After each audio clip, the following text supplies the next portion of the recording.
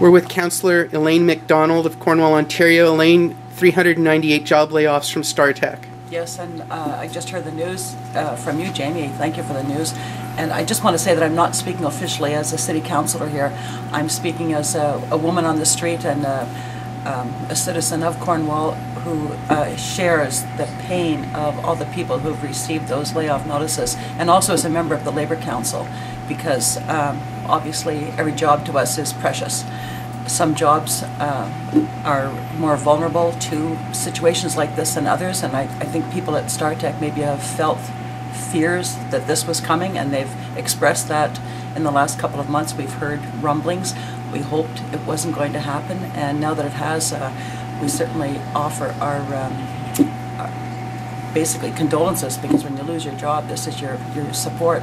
And so many of these people have been patching together part-time jobs and working odd hours, doing everything they can to try to keep their livelihoods intact. And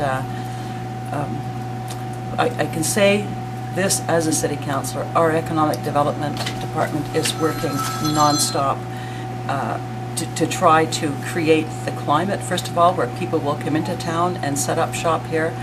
And we've seen quite a bit of that. And but as this economic recovery worldwide happens, there are ups and there are downs, and it's really unfortunate that we have this particular down now. Now, in 6 or 8 months, when most of these employees' benefits run out, this can impact the city's budget levels. Well, I can tell you that at the Labour Council, we're pushing all the time the government to change and extend EI benefits, because they're not worker-friendly right now. What they tend to do, they set up basically coffers. The government has access to the funding that should be wide open for the workers, and it's not.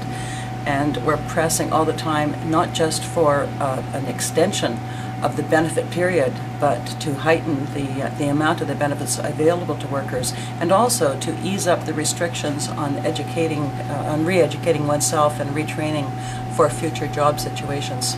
Now, a lot of employees have stepped forward and complained that because of the length of the notices, there's no severance pay. So they're basically going to work to the day, and then they're done, and then they're on their own. That is so sad, and I would hope that the EI program will somehow be able to ease their situation. All right. Well, thank you very much, and we'll keep in contact with you on this story. Thank you, Jimmy.